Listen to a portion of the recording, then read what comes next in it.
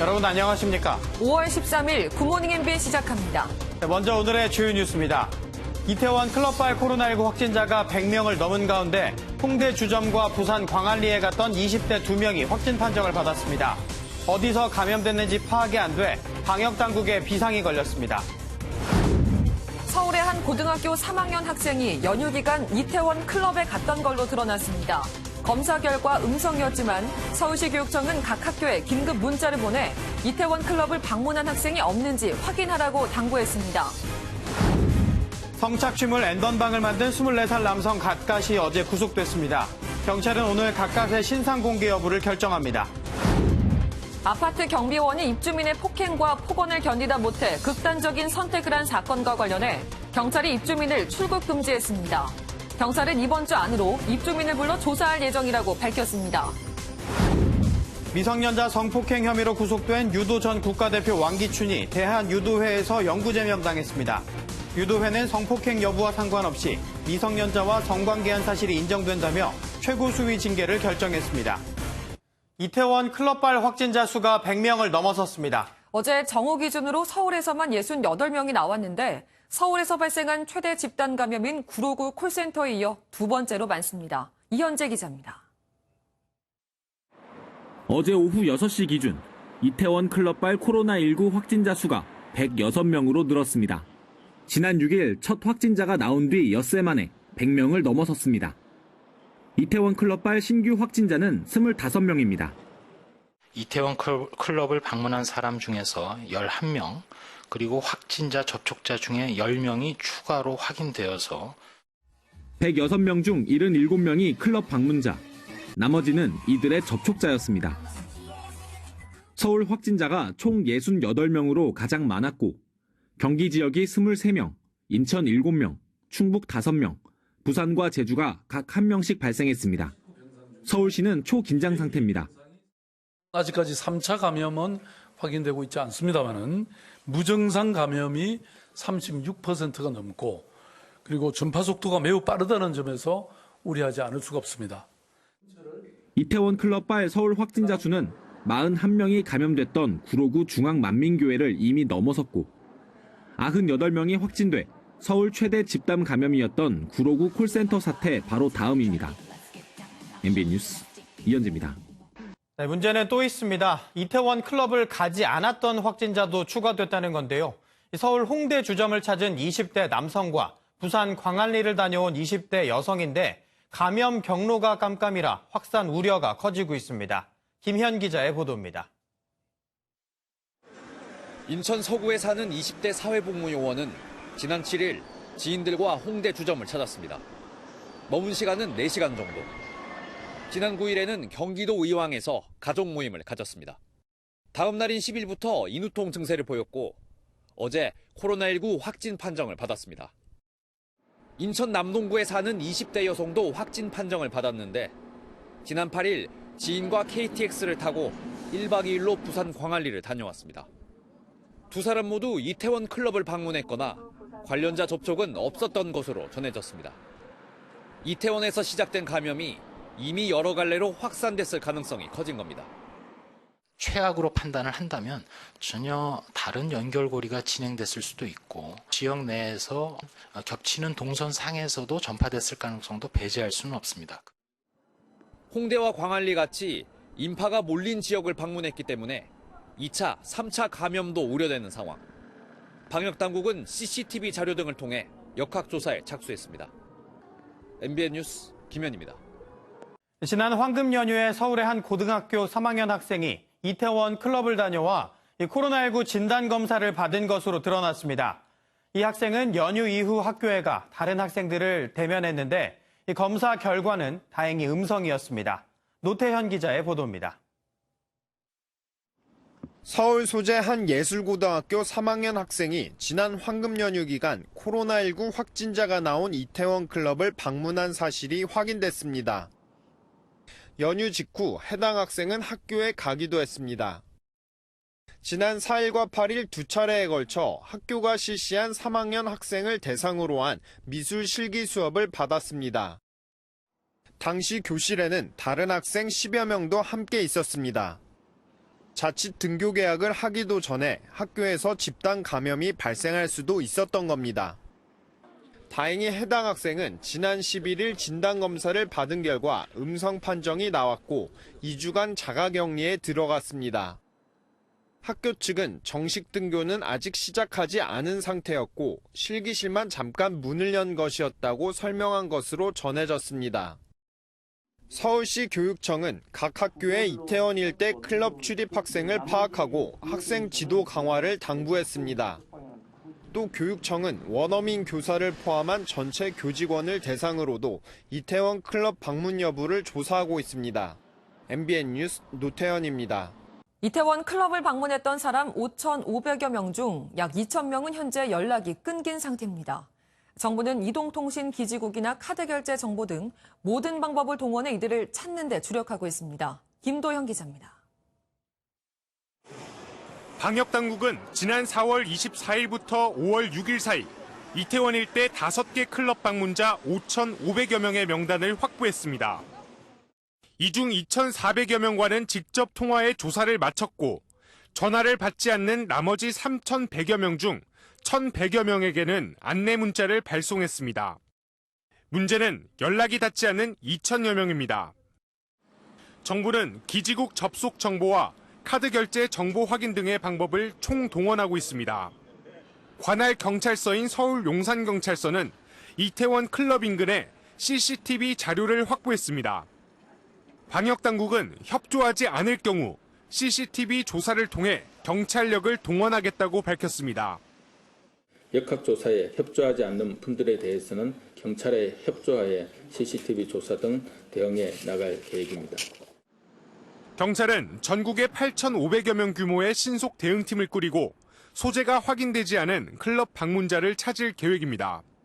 MBN 뉴스 김도형입니다. 문재인 대통령은 질병관리청 승격은 빠를수록 좋다며 21대 국회에서 최우선 과제로 다뤄달라고 당부했습니다. 한국판 뉴딜 정책에 대해서는 기존 정책을 재포장하지 말고 과감한 접근을 요구했습니다. 황재헌 기자가 보도합니다. 문재인 대통령은 국무회의에서 취임 3주년 특별연설에서 밝힌 코로나19 관련 대책에 대한 신속한 추진을 당부했습니다. 먼저 질병관리본부를 청으로 승격하는 일은 빠를수록 좋다며 지난 총선 때 여야가 모두 공약한 만큼 21대 국회 최우선 과제로 추진해달라고 말했습니다. 또 3차 추경도 곧바로 추진해 내수를 살리고 투자를 활성화해야 한다고 강조했습니다. 첫째, 실기하지 말아야 합니다. 둘째, 가감해야 합니다. 셋째, 치밀하고 섬세해야 합니다.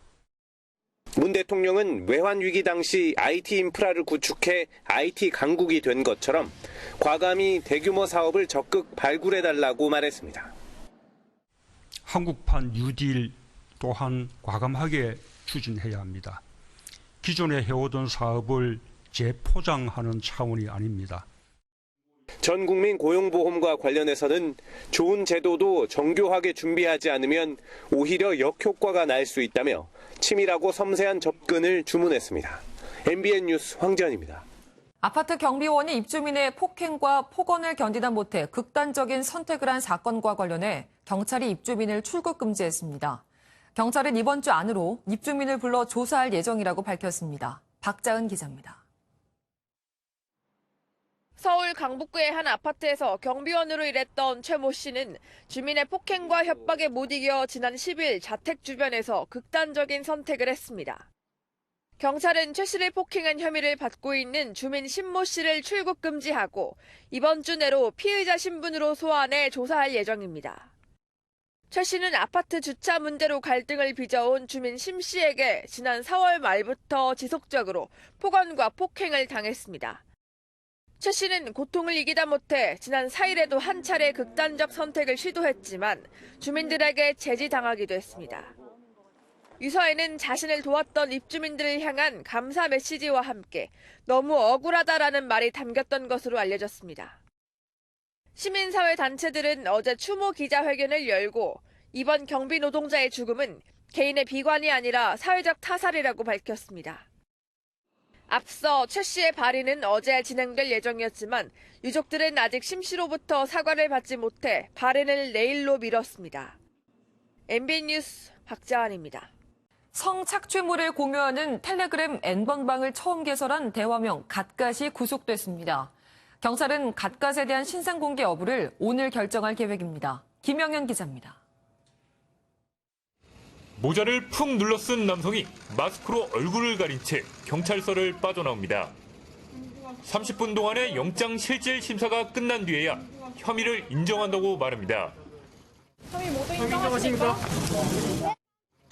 각종 성착취물을 공유하는 텔레그램 대화방 N번방을 처음 개설한 대화명 갓갓이 경찰에 구속됐습니다. 갓갓은 24살 대학생으로 지난 9일 경찰의 소환조사에서 자백한 뒤 긴급 체포됐습니다. 미성년자를 포함한 수많은 여성의 성착취 영상물을 제작해 10개 이상의 텔레그램 대화방에서 유포한 혐의입니다. 갓갓은 지난해 3월 텔레그램 활동 흔적을 지우고 돌연 잠적해 수사에 난항을 겪었습니다. 나는 절대 안 잡힌다라고 큰 소리를 치기도 했지만 경찰이 추적에 나선 지 10개월 만에 결국 체포됐습니다. 경찰은 모방 범죄의 우려로 세부적인 수사 내용을 공개하지 않았습니다. 경찰은 N번방 최초 개설자인 갓갓의 구속이 결정되면서 얼굴을 포함한 신상 공개 여부를 결정할 방침입니다. MBN 뉴스 김영현입니다. 카카오톡 단체 대화방 멤버들과 여성들을 몰래 촬영하고 집단 성폭행한 혐의로 파문을 일으켰던 가수 정준영과 최종훈에게 항소심에서 각각 징역 5년과 2년 6개월이 선고됐습니다. 두 사람 모두 1심보다 감형된 건데요. 피해자와 합의하고 반성하고 있다는 점 등이 반영됐습니다. 유호정 기자입니다. 정준영, 최종훈 등 5명은 지난 2015년 카카오톡 단체 대화방에서 여러 여성의 불법 촬영물을 공유하고 강원 홍천과 대구 등에서 만취 여성을 집단 성폭행한 혐의를 받습니다. 1심 재판부는 정준영에게 징역 6년을, 최종훈에게 징역 5년을 선고했고 이들은 형이 무겁고 사실관계와 법리가 잘못됐다며 항소했습니다. 그런데 항소심에서 정준영은 징역 5년, 최종훈은 징역 2년 6개월로 감형됐습니다. 재판부는 1심 유죄 판단은 정당하다면서도 정준영에 대해 피해자와 합의는 안 됐지만 본인 행위를 반성하고 있다며 양형 이유를 밝혔습니다. 최종훈에 대해선 혐의를 줄곧 부인하고 진지하게 반성하지 않는다면서도 피해자와 합의한 점을 일부 고려한다며 감형 사유를 설명했습니다. 일각에선 합의가 결정적인 감형 요소지만 이 감형의 성적 감수성의 변화를 반영할 필요가 있다고 지적합니다. 진정한 의미에서 합의를 할 수 있는 사고를 가진 성인이 작성한 합의서라면 감형을 하고 있습니다.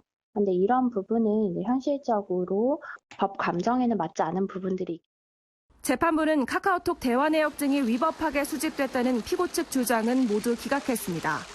MBN 뉴스 유호정입니다.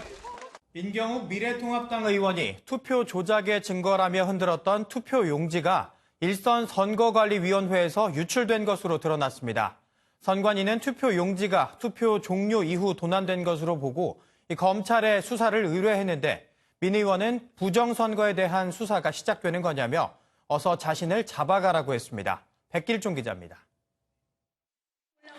미래통합당 민경욱 의원은 그제 국회의원회관에서 4.15 총선 투표가 조작됐다며 그 증거로 비례대표 투표용지 6장을 공개했습니다.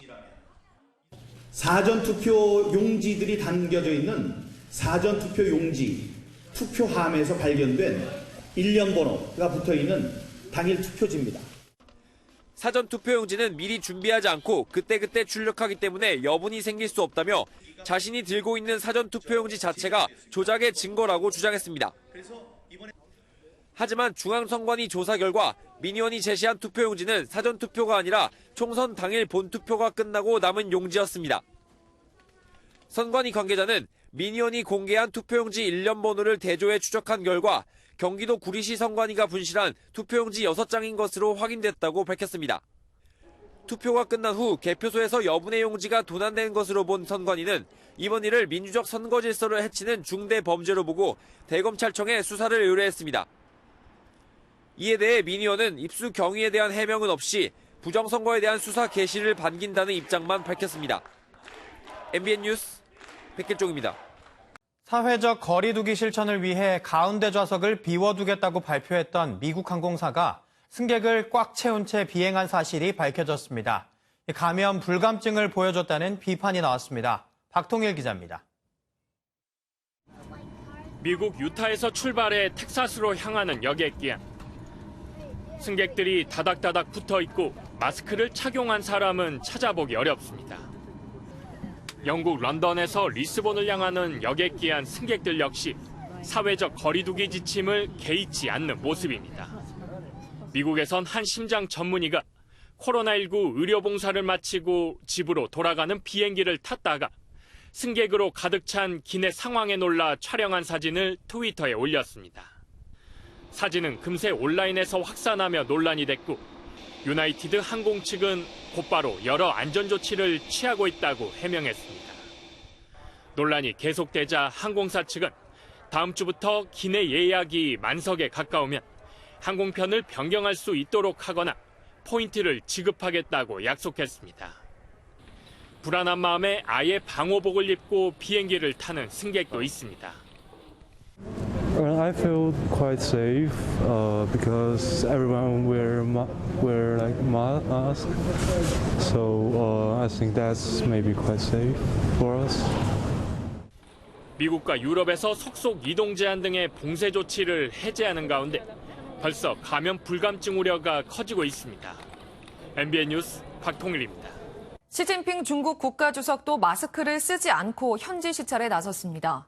중국이 코로나와의 전쟁에서 승리했던 걸 보여주기 위한 행동인데 최초 발원지인 우한에선 집단 감염이 다시 나와서 인구 1,100만 명을 전수조사하기로 했습니다. 보도에 장명훈 기자입니다.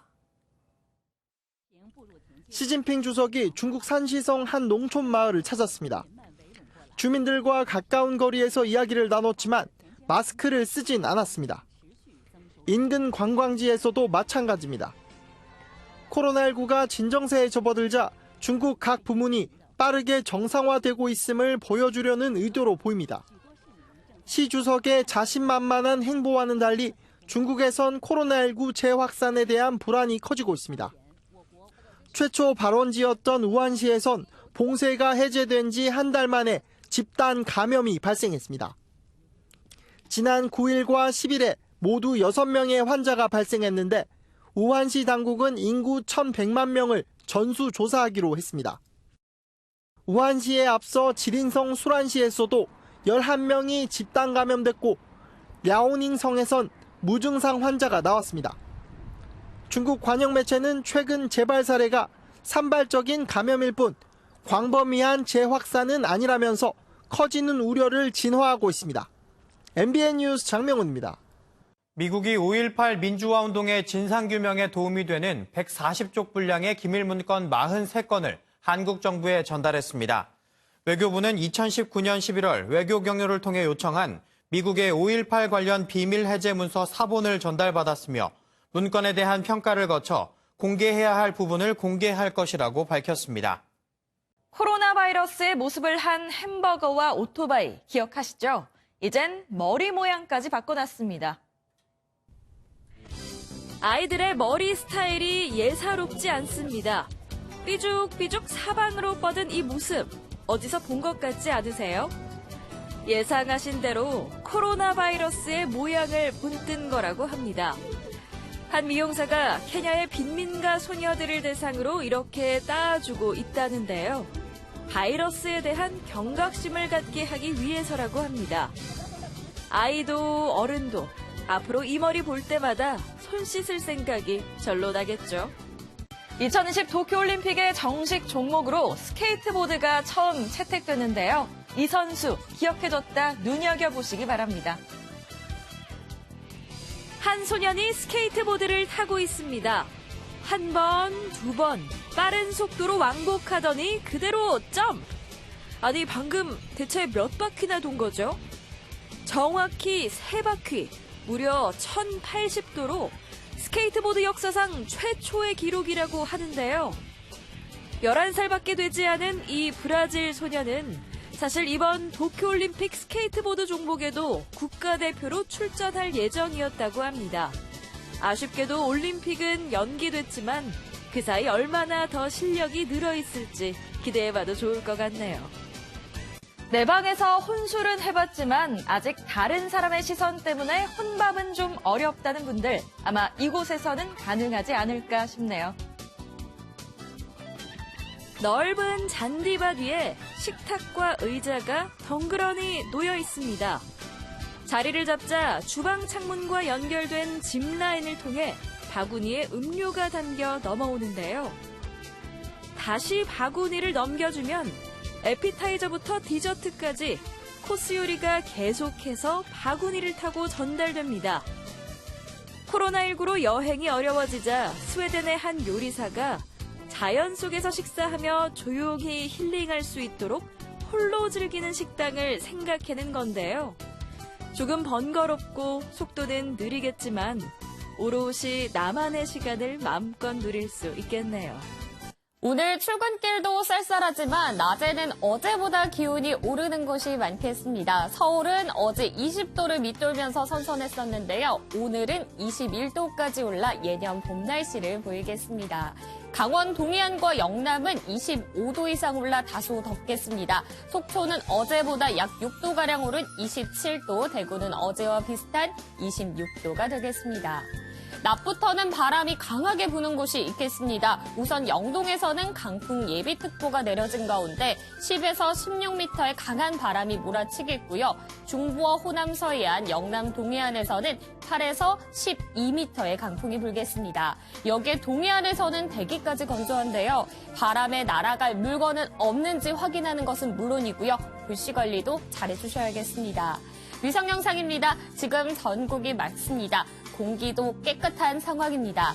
사실 어제 중국에서 또 황사가 발원을 했지만 오늘은 북서풍이 아니라 남서쪽에 있는 이동성 고기압의 영향으로 서풍이 불어오기 때문입니다. 따라서 오늘 공기 청정하겠고요. 종일 하늘도 맑겠습니다. 단 오늘 아침도 쌀쌀합니다. 이 시각 기온을 살펴보시면 서울은 11도, 춘천은 7.1도, 대전 10.9도, 안동은 12도로 시작을 하고 있습니다. 낮에는 서울 21도, 전주와 광주, 부산 23도로 어제와 비슷하거나 조금 높겠습니다. 내일은 서울도 25도까지 오르며 다소 덥겠습니다. 하지만 밤에 제주도를 시작으로 금요일과 토요일 사이에는 전국에 비 소식 들어있는데요.